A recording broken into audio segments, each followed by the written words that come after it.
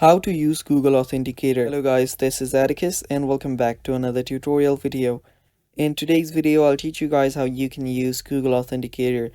Now, this is a beginner friendly video, so before we begin, if you guys are new to App Hacks, head down below and hit the subscribe button so you do not miss out on our future videos. Now let's begin. The first thing you'll need to do is install your Google Authenticator. After you install it, you can simply open it up. Now, this is an app that allows you to enable multi-factor authentication. Now, what this does is that this adds a layer of security, and what this does is it simply just sends a code for you to simply log in into different accounts.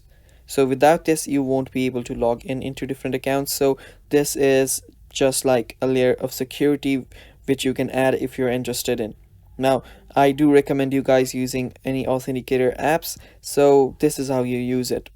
The first thing you will need to do is whenever you are on an app or on an account, you will need to enable two-factor authentication.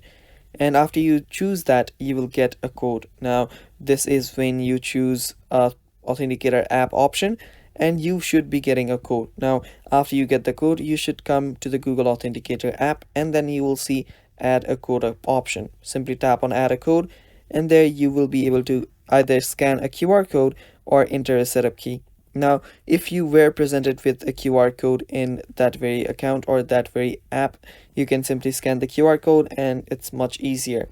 Now, if you were not given the QR code, you can tap on enter a setup key and you can simply add it yourself. So just paste the key that you copied here, type in the account name. Now, account name can be such as your Facebook's account name or whatever. And now you can simply also choose the time-based or counter-based.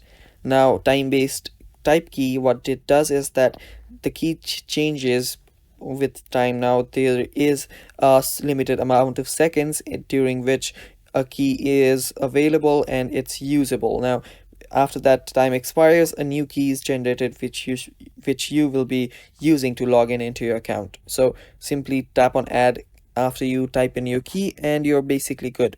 Now, yeah, it's that simple to use a Google Authenticator app, guys. Thanks for watching. That is all for the video. Stay tuned for more and bye bye.